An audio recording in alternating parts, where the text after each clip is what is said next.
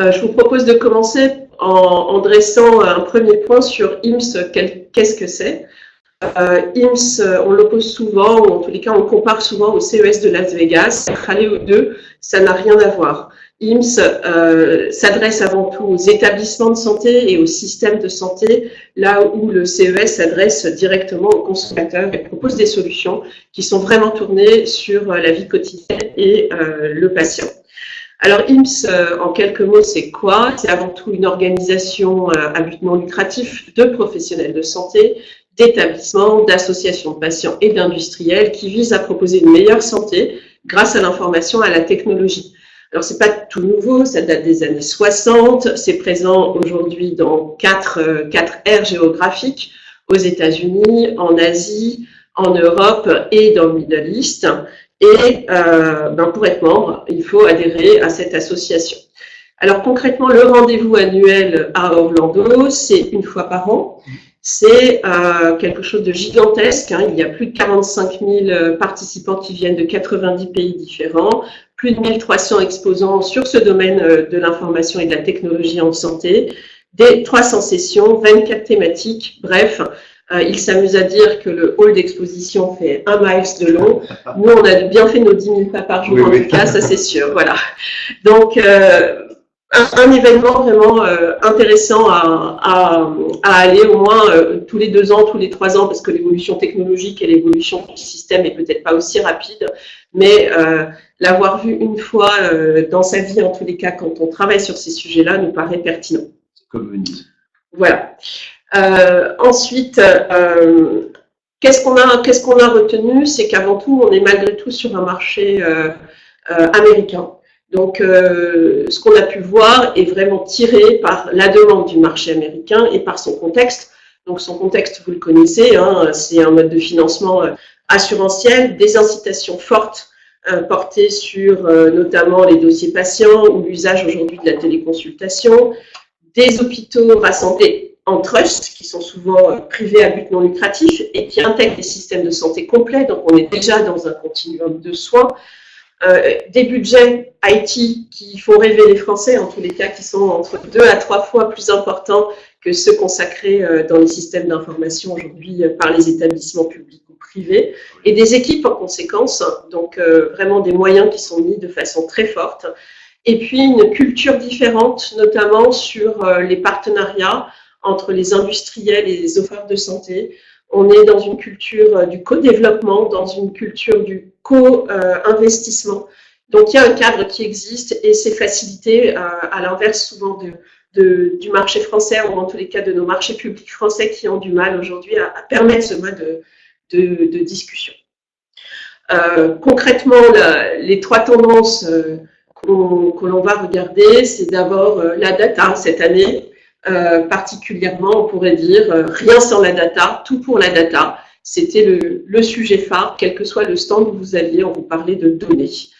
La deuxième, c'est l'émergence d'outils qui prennent en compte à la fois la coordination des soins, la standardisation des plans de soins et le management de ces plans de soins, donc une émergence de nouveaux outils. Et un troisième point qui nous a semblé important de souligner, c'est l'expérience patient. Aujourd'hui, cette expérience patient, tout le monde en parle. On a pu commencer à voir des solutions qui se mettent en place autour de l'expérience patient et on pourra s'interroger même si c'est de l'expérience patient ou si c'est le consommateur qui tire le système. Voilà globalement le chemin qu'on va faire ce matin. Alors, rien sans la data, tout pour la data. D'abord, la data, c'était au service de l'intelligence artificielle. Une intelligence artificielle qui vise à optimiser de l'organisation, de l'analyse et à automatiser. Donc, gain de temps cherché, intelligence apportée, sécurisation, du support aux professionnels. On est sur un message où l'intelligence artificielle ne vient pas remplacer les professionnels, mais vient faciliter le travail et augmenter la puissance du professionnel. Ça, c'est un discours qui a été vraiment fortement placé. On a même vu des acteurs qui remplacent le mot intelligence artificielle par un mot, et notamment à la Mayo Clinique, intelligence approchant l'intelligence humaine. On est vraiment dans cette acceptation et cette volonté de banaliser l'intelligence artificielle plutôt que d'en faire une peur. Une offre technologique importante avec à la fois un grand espace dédié à l'interopérabilité. Aujourd'hui, on a le sentiment que les acteurs se sont mis d'accord aux États-Unis sur comment on va travailler sur l'interop, quels sont les standards, quelles sont les normes qui vont être utilisées. Je ne vous en dis pas plus parce que Jean-François va revenir notamment sur cette thématique juste après. Une deuxième grand sujet, plus on partage de la donnée, plus la question de la cybersécurité, qu'elle soit du côté de la protection de la donnée ou du côté de la malfaisance, était au cœur du salon cette année, avec une timide émergence, mais malgré tout concrète, de la blockchain qui a fait son apparition cette année, et on compte à peu près 33 à 35 offres de blockchain appliquées en santé dans l'exposition cette année. Alors, ce n'est pas la révolution, 35 sur 1300, mais malgré tout, cela montre une émergence et une prise de conscience de la capacité de la blockchain à apporter une sécurisation. Les grands gagnants du salon, parce que leurs stands n'ont pas des amplis, notamment, c'est les GAFAM, Amazon et Google, qui étaient présents et qui ont montré à la fois des solutions de cloud, mais également des solutions d'intelligence artificielle, de visualisation. Donc, pour ma part, première fois que j'ai pu les rencontrer lors de ce salon. La data service de la clinique, globalement sur tous les stands, 3 aires thérapeutiques qui sont prioritaires, la cancérologie, l'imagerie et la cardiologie. Je vais passer assez vite sur les 2 exemples qu'on a pu vivre en fait et qu'on a pu voir, à la fois des outils d'aide à la décision chez Philips, clinique avec un moteur de recherche d'images 3D alimenté par l'IA qui permet en fait de remonter des cas similaires aux radiologues, des images similaires et de référencer de l'information sur ces cas. Et puis un outil alors qui paraît tout simple, qui est un chat de Microsoft avec l'assistant vocal qui assiste en fait à une consultation entre un patient et un médecin, qui enregistre tout ce qui est dit et qui va le classer dans un compte-rendu. Donc, ce qui peut paraître anodin dans une conversation ou décousu parce que le patient va rajouter une information à la fin, est directement classé soit dans les prescriptions antérieures, soit dans des remarques en fait et viennent alimenter un compte-rendu qui se fait automatiquement. Voilà, donc on est sur des usages assez simples, tout comme très complexes.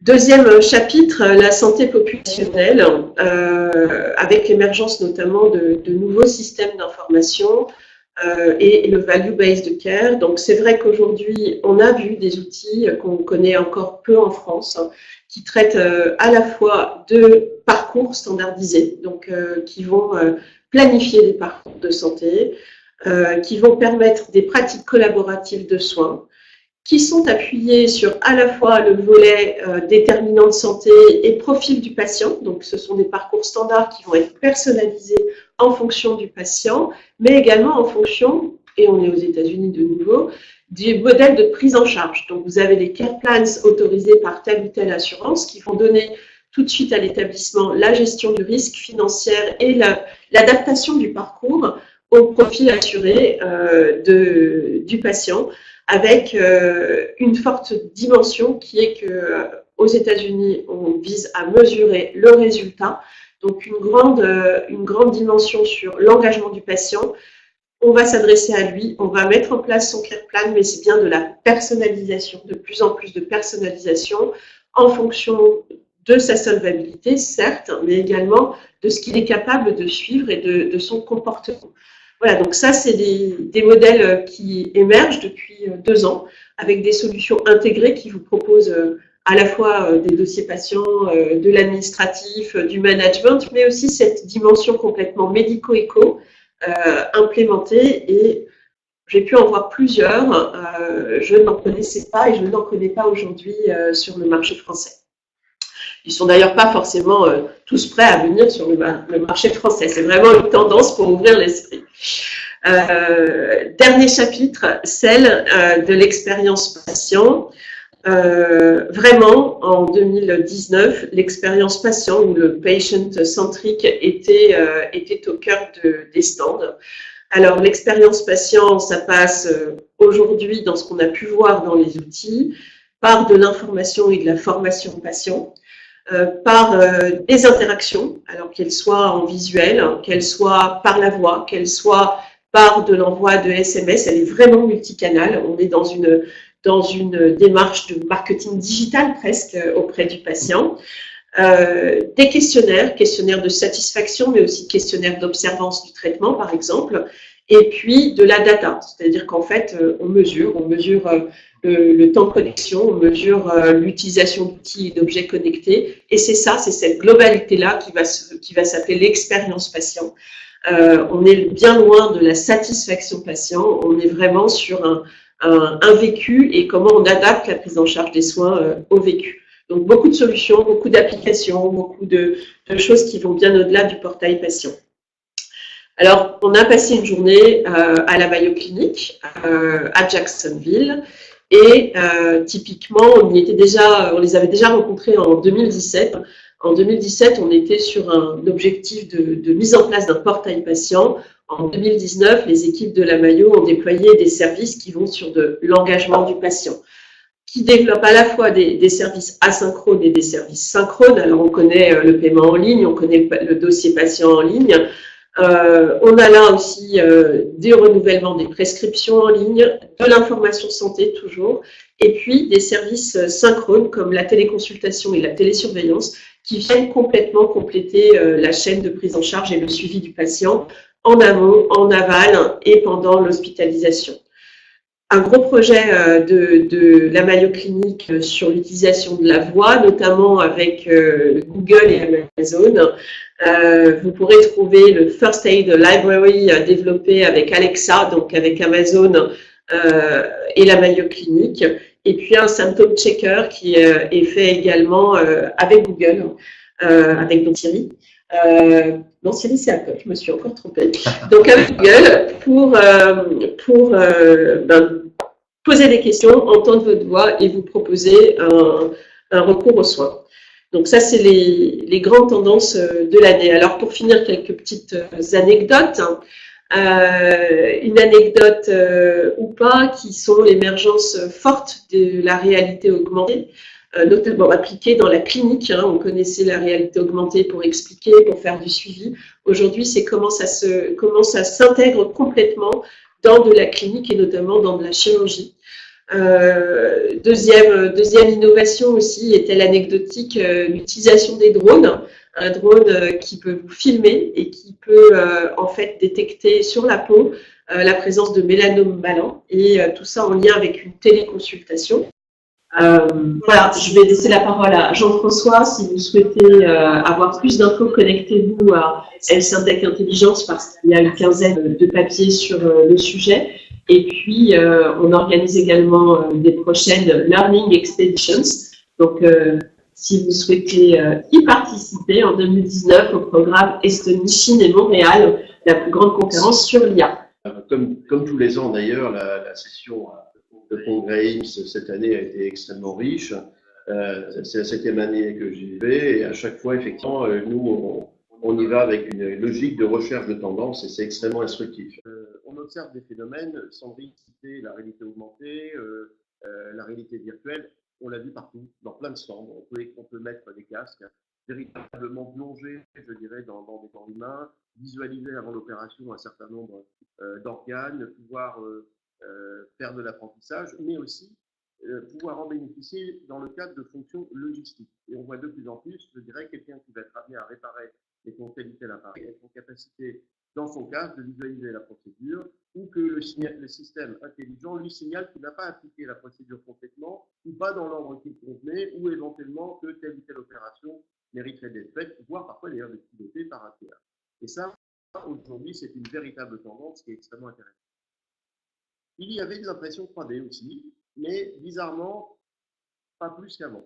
Donc l'impression 3D est dans le paysage, mais on n'a pas vu plus que ça aujourd'hui, même si on voit bien que la logique, là encore, d'impression pour des objets qui pourraient être cassés dans un établissement va devenir extrêmement intéressant, notamment pour la fonction logistique. Alors, la blockchain, on en a parlé. On voit véritablement la blockchain s'ancrer dans le paysage, même si aujourd'hui, elle se cherche, et je pense qu'au niveau du hype, elle est un peu dans la course des exhibitions. Elle a suscité beaucoup d'enthousiasme, mais aujourd'hui, il y a quand même des problèmes d'énergie, des problèmes de temps quant à la sécurisation des transactions, mais on voit bien que les usages sont en train de maturer et probablement l'année prochaine, on observera une explosion de tout ça. On a une démonstration extrêmement intéressante chez IBM qui s'investit beaucoup sur le sujet et on voit bien que ça va être quelque chose qui va probablement forger, je dirais, les futurs dossiers patients, probablement en segmentant les données en tout ce qui a un cycle court, je dirais, et qui a une vie extrêmement rapide et qui nécessite des mises à jour. Probablement n'utilisera pas la blockchain pour des raisons de puissance machine, et tout ce qui va avoir un cycle plus long, plus officiel peut-être, plus réglementaire, et qui certainement bénéficiera, je dirais, de la blockchain. Alors, on a vu dans beaucoup de stands aussi des applications autour de la génomique. Et ça, véritablement, on voit que ça s'ancre dans le paysage. Alors, reste des problèmes d'éthique, bien sûr, mais pour autant, on voit que beaucoup s'y intéressent. Ça génère évidemment d'énormes volumes de données, mais il commence à y avoir des applications, des moteurs qui se greffent là-dessus, et ça, il y en a beaucoup plus qu'avant, et ça, c'est une vraie tendance. Alors, les drones, pour le coup, on a été surpris parce qu'on pensait, moi je pensais en voir beaucoup, et on en a vu très peu. Et on a vu notamment cette application extrêmement innovante de détection de mélanome, mais on n'a pas vu véritablement d'offreurs pour du transport par drone, et ça, c'était une surprise, alors que véritablement, on aurait pu se poser le contraire. Pour autant, et pour la première fois, en matière de transport autonome, il y avait un stand d'Uber. Ça, c'était une nouveauté, et donc un message extrêmement fort, qui pour nous d'ailleurs préfigure que vous le savez très bien qu'à partir de 2020, les premiers véhicules autonomes sont attendus sur les routes françaises. Je crois que c'est un signal, alors que le forfait transport, vous le savez, est maintenant, enfin le transport est inclus dans les forfaits des différentes sociétés. Donc ça, c'est quelque chose d'extrêmement intéressant et qu'il faut intégrer dans le paysage. L'expérience patient, on voit bien que véritablement, la logique d'avant, il faut que le système d'information soit forgé autour du patient, c'est le cas, mais maintenant, c'est plus la base de données et le point de vue de cette base qui agrège finalement les données autour du patient qui va prévaloir, ça va véritablement être les usages du quotidien du citoyen usager patient, de sa famille et de ses aidants dans leur contexte. Et là, on est en train de changer de paradigme, et ça, on l'a vu, c'était vraiment sur quasiment tous les standards. Alors, que faire de tout ça? Parce que quels sont les vrais enseignements? Alors, c'est vrai qu'on a tous été impressionnés par l'utilisation de l'intelligence artificielle et notamment de la reconnaissance vocale.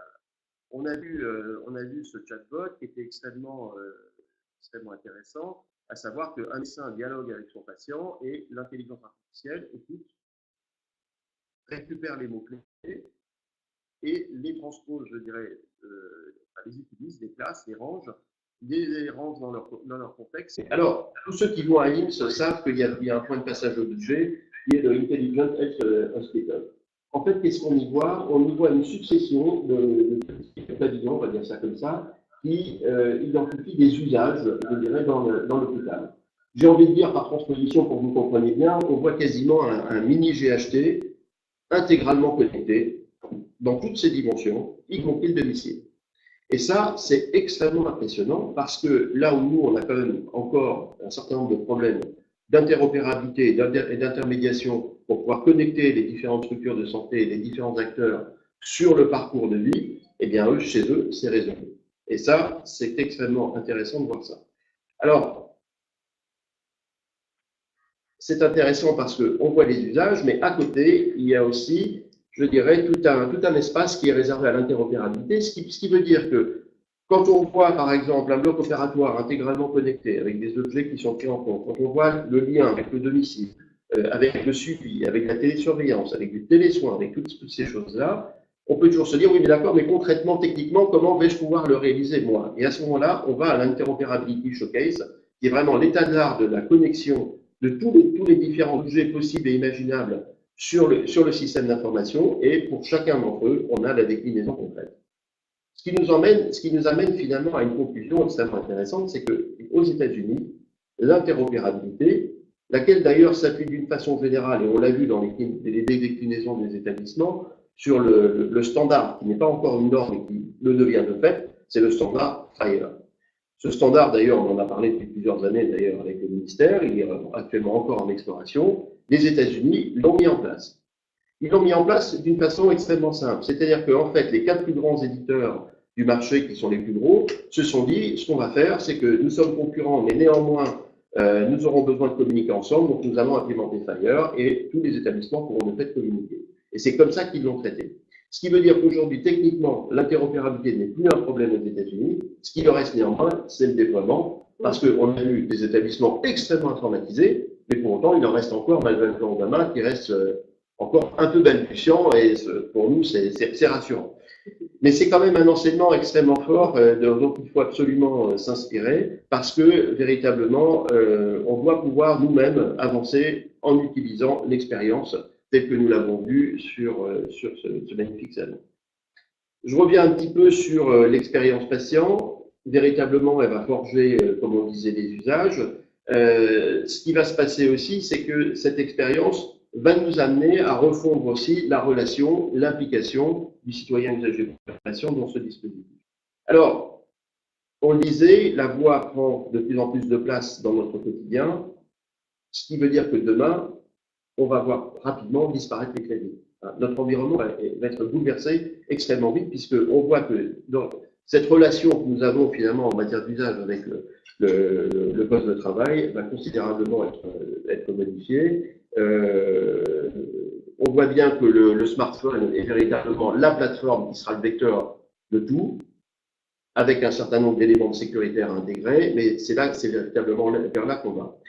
Je voudrais vous livrer une dernière réflexion, puisqu'on a une réunion stratégique avec le board d'Intel, puisque Intel Monde nous a accordé à la fois, on était en rendez-vous avec eux, et il a émergé des réflexions que nous avons partagées, une idée qui peut-être va se concrétiser, qui viserait peut-être à définir, finalement, pour que tous ces usages soient parfaitement sécurisés et se développent au sein de nos téléphones, la possibilité pour Intel de forger des puces qui seraient intégralement dédiées au monde de la santé. Voilà. Donc ça, c'est probablement l'une des pistes pour ce monde de demain dans lequel nous allons tous être acteurs, évidemment, à la fois parce que nous serons des deux côtés, en tant que professionnels, en tant aussi que passionnés de toutes ces belles technologies, mais également, évidemment, quand nous sommes malades au sein de cet écosystème du citoyen et du patient, de sa famille et de ses aidants, et je crois que c'est un message porteur d'avenir dont on va essayer de se faire, évidemment, l'écho. Voilà, et nous allons répondre, je crois, à vos questions. Merci Jean-François. Alors, est-ce qu'on a des questions? J'en vois une pour toi. Quel est le nom du standard pour l'interopérabilité? Donc, tu l'as dit. C'est FHIR. Alors, ça s'écrit F-H-I-R. Alors, tu disais que c'était testé en France. Alors oui, actuellement, Interop Santé travaille sur un certain nombre de choses là-dessus, fait des formations, il y a des profils qui sont en train d'être designés, mais pour autant, malheureusement, je crois que quelques éditeurs s'y intéressent, mais il n'y a pas encore, ou trop peu certainement, d'implémentation au sein des différents logiciels du marché. Ok. Est-ce qu'il y a d'autres questions?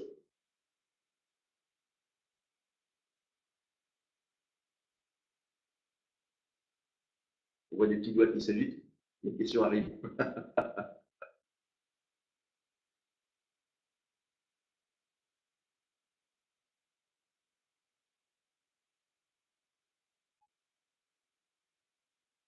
Il n'y a pas d'autres questions. Non pas que FHIR résolve tout malgré tout, hein, soyons clairs. Oui, Amazon. AWS, effectivement, la question c'est est-ce qu'AWS est égal à Amazon? Oui.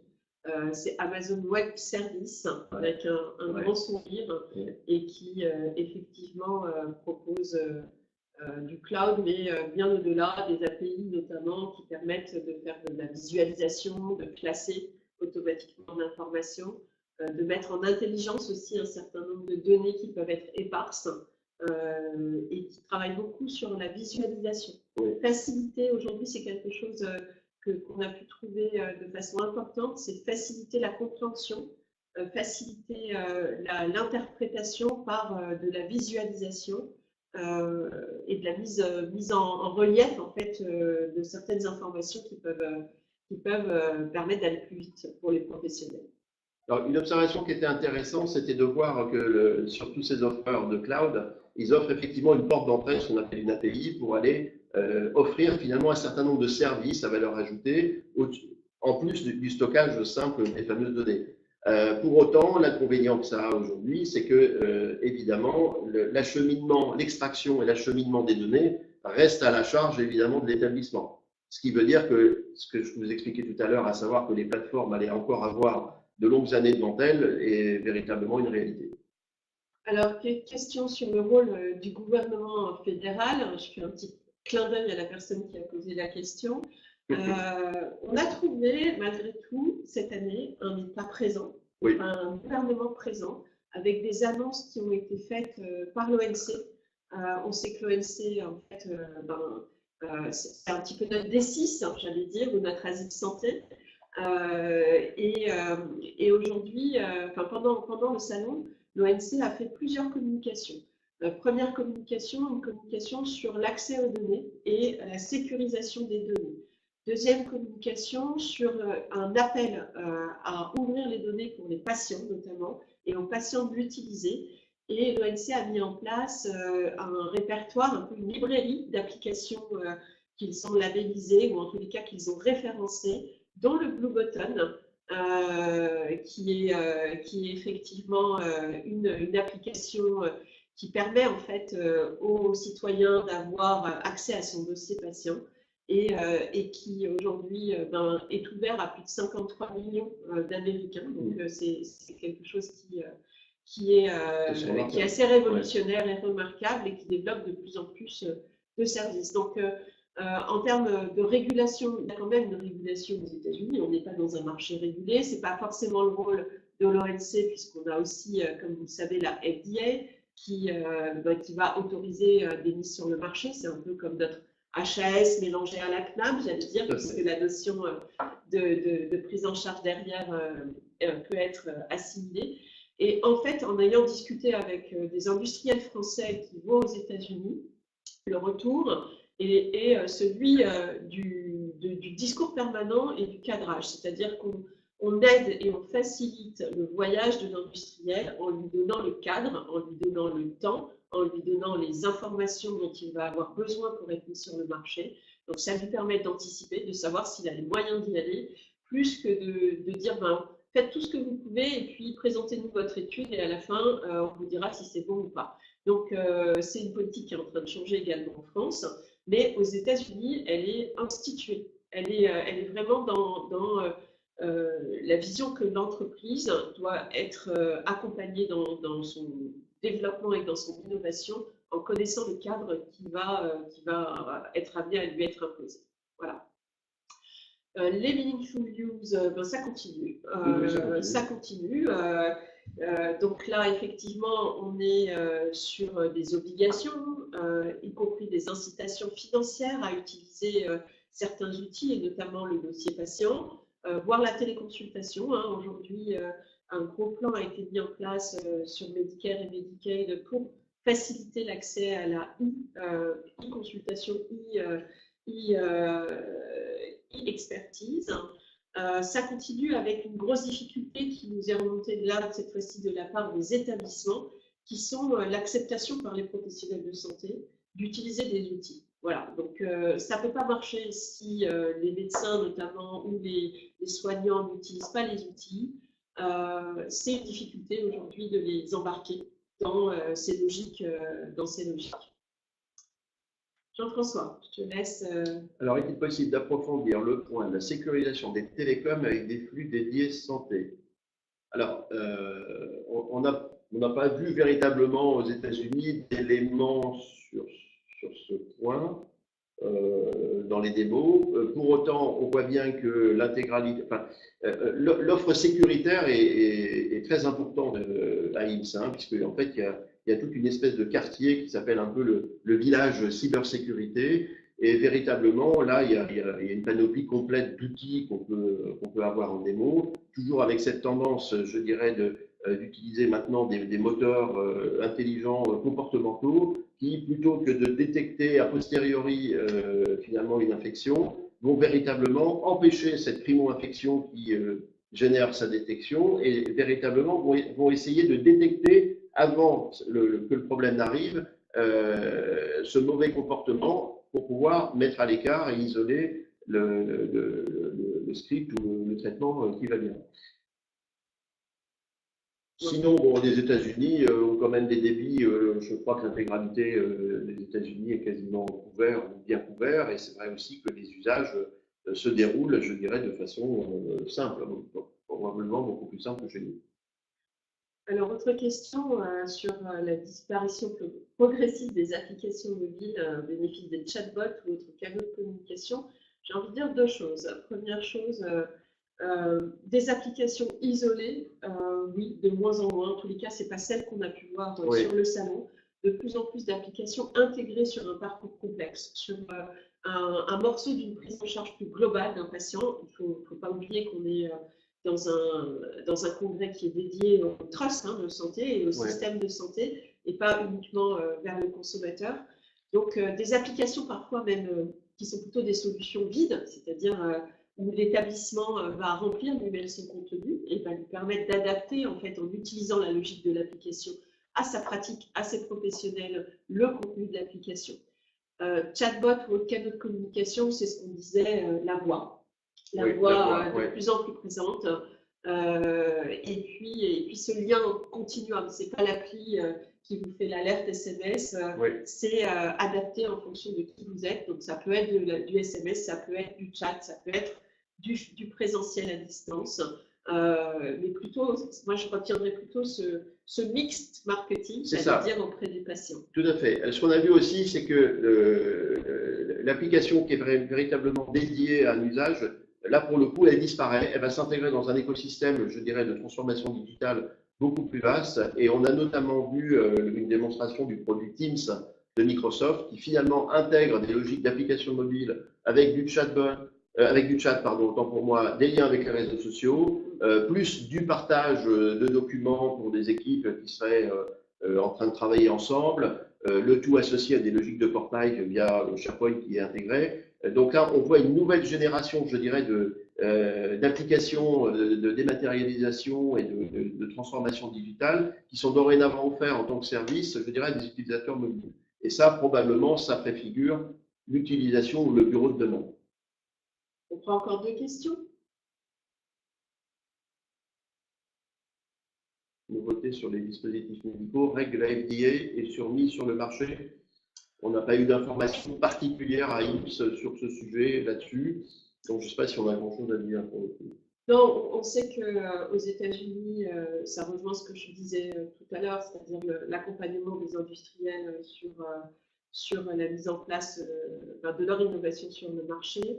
On sait que les digital therapeutics, comme on les appelle, c'est-à-dire les applications qui soignent, qui vont réguler le traitement par un algorithme, ont besoin également d'un cadre d'autorisation qu'il a été antérieur à celui sur la France, et notamment avec notre Diabeo, mais Voluntis a également développé d'autres digital therapeutics aux US qui sont agréés par la FDA. C'est vrai que IMS n'est pas le propre même du dispositif, des dispositifs médicaux, et on n'a pas eu forcément l'occasion, en tous les cas, de creuser particulièrement ce point sur cette session. Pour l'année prochaine, on vous invitera à nous poser les questions avant pour qu'on puisse faire la pêche pour vous après. Et puis surtout, on invitera la personne qui pose la question à se joindre à nous, comme elle avait pu le faire. Encore une petite question, si vous le souhaitez. Alors, j'en vois une. Quelles applis réelles utilisant l'IA hors chatbot ressortent sur les stands? Ce que je retiendrai, c'est des outils d'aide à la décision et à la visualisation pour les professionnels. à la fois par des offres qui vont chercher des références d'informations dans des bibliothèques, mais également, on l'a vu, dans des images, dans des cas qui permettent en fait d'éclairer le professionnel dans une situation. On peut quand même dire qu'on est toujours dans la phase exploratoire, c'est-à-dire qu'on a vu des outils qui sont en test, qui sont en co-travail avec les établissements et les professionnels, qui sont pour autant déjà commercialisés, mais on ne peut pas dire qu'on ait eu l'impression que c'était déjà complètement déployé et que c'était dans des pratiques très très courantes. On est en train d'implémenter ces outils dans les systèmes de santé. Sauf peut-être pour la radiologie, qui est un petit peu un cas à part, parce que ça fait déjà un moment que, évidemment, ça avance sur ce sujet. Ce qu'on voit, c'est que l'intelligence artificielle se loge partout, et notamment dans le support mobile du téléphone ou du smartphone. Mais même à Mayo Clinique, hein, on a vu, ils sont bien sûr extrêmement avancés. On voit bien que le moteur est là, mais après, il faut quand même le nourrir. Alors, on le nourrit avec les données. Parfois, il y a des capacités d'apprentissage automatique, mais après aussi, il y a quand même tout un travail, je dirais, de description, de validation des règles, y compris autour des mécanismes du deep learning, qui doivent être réalisés par les établissements eux-mêmes. Et ça, c'est un travail lourd, de longue haleine, qui nécessite l'accès à ces grands volumes de données. Et avant que ce soit parfaitement validé pour qu'il y ait un recul et que ça puisse être réplicable, transférable vers d'autres établissements et donc être intégré à des offres complètes, je pense qu'il faudra certainement aller au prochain IMSS pour le constater. On repêche une dernière question. Avez-vous vu des outils de formation médicale? Oui. Alors, réalité virtuelle, simulation. Ah oui, simulation. Voilà. Ah oui. Et on a eu la chance de visiter le centre de simulation de la Mayo Clinique, donc à Jacksonville, où effectivement, c'est tout un étage avec un processus de formation très fort autour de la simulation et de l'exercice en santé, qui était assez impressionnant. Oui, et alors, dans ces salles qui sont conformes, puis on a eu un bloc opératoire complet, au sein desquels il y a des robots, sur lesquels on peut s'entraîner, comme ils disent à Mayo Clinique, jamais la première fois sur le patient, et non seulement pas la première fois, mais jamais sur le patient, finalement, tant que la personne ne se sent pas à l'aise. Et ça, c'était extrêmement intéressant. Donc ça, c'était les outils de formation. On en a parfois dans les établissements, on les appelait parfois, vous savez aussi, la chambre des erreurs ou quelque chose comme ça, où ça permettait de tester des situations impossibles qu'évidemment on ne pourrait pas mettre en place ou tester sur du réel. Alors ce qui est aussi amusant, c'est que dans ces salles, c'est un peu comme dans les films, vous savez, où quelqu'un se fait interroger par la police et derrière un miroir sans teint, on essaie de repérer un tel ou tel. En fait, pendant que vous vous entraînez, il peut y avoir une équipe de professeurs ou de praticiens qui, derrière le miroir sans teint, vous observent et puis vont vous évaluer quant à la qualité, la pertinence du processus que vous avez utilisé, des procédures, etc. Et ça, c'est extrêmement présent. Et ce qui était frappant à Mayo Clinique, c'est qu'ils intégraient aussi dans ces séances, je dirais, de la réalité augmentée, de la réalité virtuelle. Et ça, véritablement, on voit bien que c'est en train d'exploser aujourd'hui. Peut-être un mot de la fin sur ce que le numérique change globalement, on le voit dans notre société, mais c'est vrai que c'est ce qui ressort un petit peu, c'est la montée de la pratique collaborative et du partage d'informations. On l'a vu vraiment dans la formation et dans la façon dont le compagnonnage est organisé dans les équipes de soins. On l'a vu vraiment sur le partage d'informations autour d'un cas patient et comment on peut collaborer pour une meilleure prise en charge. On le voit vraiment également dans la pratique entre industrie, chercheurs et professionnels de santé. C'est cette nouvelle ère, en fait, aussi, de la fin des barrières qui était vraiment visible cette année. Moi, je conclurai bien là-dessus. Oui, et très clairement aussi, le message qu'on voit, c'est que dorénavant, l'enjeu, c'est de combiner les informations qu'on a avec ce qui est appelé des signaux faibles.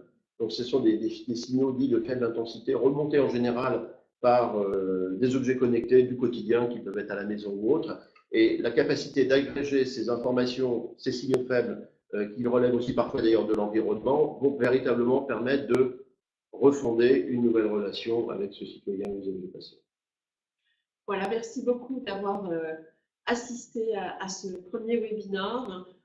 Nous en aurons un prochain avec Isabelle Adenau, donc, qui est à la HAS et présidente du CNEDIM, sur justement les dispositifs médicaux connectés et le guide que vient de publier la HAS.